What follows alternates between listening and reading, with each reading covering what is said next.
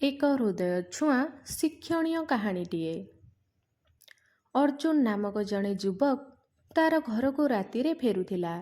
ସେ ଫୁଟପାଥରେ ବସିଥିବା ଜଣେ ଅସହାୟ ଯୁବତୀ ଜଣକୁ କାନ୍ଦୁଥିବାର ଦେଖିଲା। ତାର ନାଁ ସୁମିତା ଥିଲା।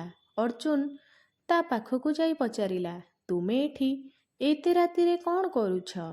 ଆଉ କାନ୍ଦୁଛ କ'ଣ ପାଇଁ? ସେ ତାର ସାବତ ମାଙ୍କ ଅତ୍ୟାଚାର ସହି ନପାରି ପଳେଇ ଆସିଥିବା କଥା ସୁମିତାଠୁ ଅର୍ଜୁନ ଜାଣିବାକୁ ପାଇଲା। ଅର୍ଜୁନକୁ ସେ ଝିଅ ପ୍ରତି ଦୟା ଆସିଲା। ସେ ତାକୁ ଭଲ ପାଇ ବସିଲା। ତାକୁ ସେ ଘରକୁ ନେଇ ଆସିଲା। ଆଉ କିଛି ଦିନ ପରେ ବିବାହ ମଧ୍ୟ କଲା। ସୁମିତା ଜଣେ ବହୁତ ଭଲ ଝିଅଟିଏ ଥିଲା। ସେ ନମ୍ର ସେବାଭାବୀ ଓ ଭଲ ମନର ଥିଲା। ସେ ତାର ଶାଶୁଙ୍କର ସେବା କରୁଥିଲା। ଘରେ ସମସ୍ତେ ସୁଖ ଶାନ୍ତିରେ ରହୁଥିଲେ। ସମସ୍ତେ କହୁଥିଲେ, ଏମିତି ଝିଅ ଘରର ଲକ୍ଷ୍ମୀ ଅଟେ। କିନ୍ତୁ ଏଇ ଖୁସି ବେଶୀ ଦିନ ରହିଲାନି। ନଜର ଲାଗିଗଲା ତାଙ୍କ ପରିବାରରେ। ପଡ଼ୋଶୀମାନେ ସୁମିତାର ପୁରୁଣା ଜୀବନକୁ ନେଇ ଅପବାଦ ଦେବା ଆରମ୍ଭ କରିଲେ। ଏଇ ଝିଅ ନିଶ୍ଚୟ ଭଲ ନୁହେଁ। ସେ ତାଙ୍କର ଗରିବ ଘର ଦେଖି ନିଶ୍ଚୟ ପଳାଇ ଆସିଥିବ। ଅର୍ଜୁନଙ୍କ ମା କୁଶଳା ଦେବୀ ଏମିତି ସବୁ କଥା ଶୁଣି ଶୁଣି ତାଙ୍କ ମନ ମଧ୍ୟ ପରିବର୍ତ୍ତନ ହୋଇଗଲା। ସେ ତାଙ୍କ ପୁଅ ଅର୍ଜୁନକୁ ସବୁବେଳେ ବାଧ୍ୟ କରି କହିଲେ, ତୁ ଏହି ଝିଅକୁ ଛାଡ଼ିଦେ। ଏହି ଘର ପାଇଁ ସେ ଭଲ ନୁହେଁ। ଏମିତି ଭାବେ ବିବାହର ବହୁତ ବର୍ଷ ହୋଇଗଲା। କିନ୍ତୁ ସୁମିତାର ପିଲାଛୁଆ କିଛି ହେଲାନି। ପିଲା ନ ହେବାରୁ ଅର୍ଜୁନ ଓ ତାଙ୍କ ମା ଦୁହେଁ ସୁମିତାଙ୍କୁ ବାଞ୍ଝ ବୋଲି କହି ଅପମାନ କରିବାକୁ ଲାଗିଲେ। ଗୋଟିଏ ଦିନ ଅର୍ଜୁନ କ୍ରୋଧରେ ଜଳି ଉଠିଲେ। ସେ କହିଲେ, ଯଦି ତୁ ମୋ ଘରେ ରହିବାକୁ ଚାହୁଁଛୁ, ତେବେ ମୋ ଛେଳି ଖାଉଥିବା ବାସନରୁ ତତେ ଖାଦ୍ୟ ଖାଇବାକୁ ପଡ଼ିବ ଓ ସେହି ପାତ୍ରରେ ତତେ ପାଣି ପିଇବାକୁ ପଡ଼ିବ। ତାହେଲେ ମୁଁ ତତେ ଛାଡ଼ିବି ନାହିଁ। ସୁମିତା ଏସବୁ ଶୁଣି ବିକଳ ହୋଇ କାନ୍ଦିବାକୁ ଲାଗିଲା। ସେ ଭଲ ଭାବେ ଜାଣିଥିଲା ଯେ ଏଇଟା ବହୁତ ବଡ଼ ଅପମାନ ଅଟେ। କିନ୍ତୁ ସେ ନିଜ ସଂସାରକୁ ବଞ୍ଚାଇବା ପାଇଁ ନିଜ ମନକୁ ମାରିଦେଲା। ସେ କାନ୍ଦି କାନ୍ଦି ସେହି ବାସନରୁ ଖାଦ୍ୟ ଖାଇଲା ଆଉ ପାଣି ମଧ୍ୟ ପିଇଲା। ଅର୍ଜୁନ ଏବେ ହସି ହସି କହିଲା, ଏବେ ମୁଁ ସନ୍ତୁଷ୍ଟ ଅଟେ। ତୁ କ'ଣ ଭାବୁଛୁ ମୁଁ ତୋ ସହ ରହିବି ନା କ'ଣ? ଜଲ୍ଦି ମୋ ଘରୁ ବାହାରି ଯା, ନଚେତ୍ ଆମେ ତତେ ମାରିଦେବୁ। ସୁମିତା କାନ୍ଦି କାନ୍ଦି କେତେ ନେହୁରା ହେଲା ଆଉ ଗୋଡ଼ ତଳେ ପଡ଼ିଲା। ତଥାପି ଅର୍ଜୁନ ବୁଝିଲାନି। ଶେଷରେ ସେଇ ରାତିରେ ସୁମିତା ନୀରବରେ ଘର ଛାଡ଼ି ଚାଲିଗଲା। ଏବେ ଈଶ୍ୱରଙ୍କର ନ୍ୟାୟ ଆରମ୍ଭ ହେଲା। ସୁମିତା ରାତିରେ ନିଶ୍ଚନ ହୋଇ ଚାଲୁଥିଲା।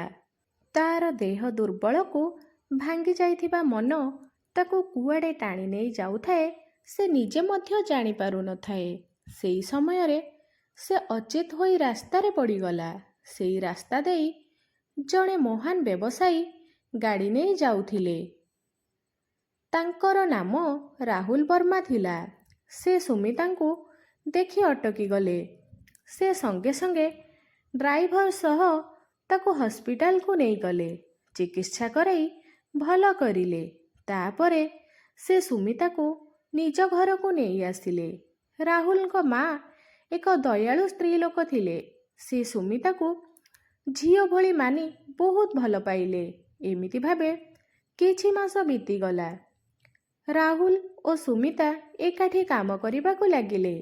ତାପରେ ସେମାନଙ୍କ ସମ୍ପର୍କ ଧୀରେ ଧୀରେ ପ୍ରେମରେ ପରିଣତ ହେଲା। ସେମାନେ ଦୁହେଁ ବିବାହ କଲେ। ସୁମିତା ଏବେ ନୂଆ ଜୀବନରେ ସମ୍ମାନ ଓ ସ୍ୱାଭିମାନ ଫେରି ପାଇଲା। କିଛି ଦିନ ପରେ ତାଙ୍କର ଏକ ଝିଅଟିଏ ହେଲା। ସେମାନେ ବହୁତ ଖୁସିରେ ଥିଲେ। କିଛି ବର୍ଷ ପରେ ଅର୍ଜୁନକୁ ନିଜ ଅଫିସରେ ତାଙ୍କ ବସ୍ଙ୍କ ନିର୍ଦ୍ଦେଶ ମିଳିଲା ଯେ ଆସନ୍ତାକାଲି ଯେଉଁ ଗେଷ୍ଟ ଆସୁଛନ୍ତି ତାଙ୍କୁ ବିମାନ ବନ୍ଦରରୁ ନେଇ ଆସିବା ପାଇଁ। ସେହି ଅତିଥି ଆଉ କେହି ନଥିଲେ। ସେ ଥିଲେ ରାହୁଲ ବର୍ମା। ଅର୍ଜୁନ ବିମାନ ବନ୍ଦରକୁ ଯାଇ ଅପେକ୍ଷା କରିଲେ।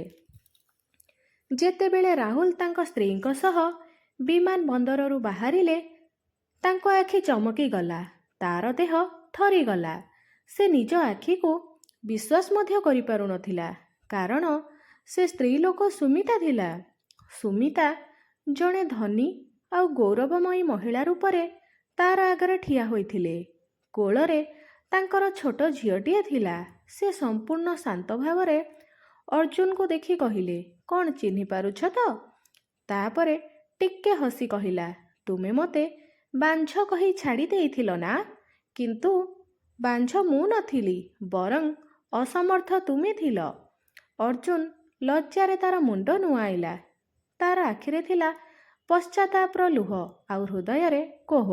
ସେ ଜାଣିପାରୁଥିଲା ସେ କେତେ ବଡ଼ ଭୁଲ କରିଥିଲା। ଏହି କାହାଣୀରୁ ଆମକୁ ଏହି ଶିକ୍ଷା ମିଳୁଛି ଯେ ଧୈର୍ଯ୍ୟ ଓ ସତ୍କର୍ମର ଫଳ ସବୁବେଳେ ମିଠା ହୋଇଥାଏ। ଯେଉଁଠି ଅନ୍ୟାୟ ହୁଏ ସେଠି ଦେବତା ନିଜେ ନ୍ୟାୟ ଦିଅନ୍ତି ଏବଂ ଯିଏ ନୀରବରେ ଅପମାନ ସହେ ତାର ଜୀବନ ଦିନେ ନା ଦିନେ ଗୌରବର ପ୍ରତୀକ ହୁଏ। ଯଦି ଆପଣଙ୍କୁ ଏହି ଷ୍ଟୋରିଟି ଭଲ ଲାଗିଥାଏ ତାହେଲେ ଦୟାକରି ଲାଇକ୍, କମେଣ୍ଟ, ସେୟାର ଓ ସବସ୍କ୍ରାଇବ୍ କରିବାକୁ ଆଦୌ ଭୁଲିବେନି। Thank you.